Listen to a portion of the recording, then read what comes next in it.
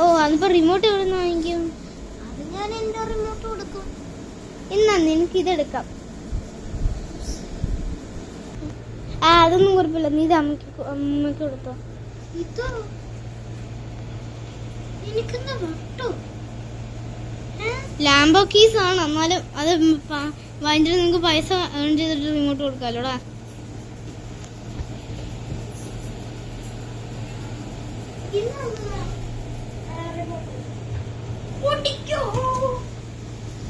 എടാ CCTV camera എല്ലാം കണ്ടിട്ടുണ്ട് കേട്ടോ.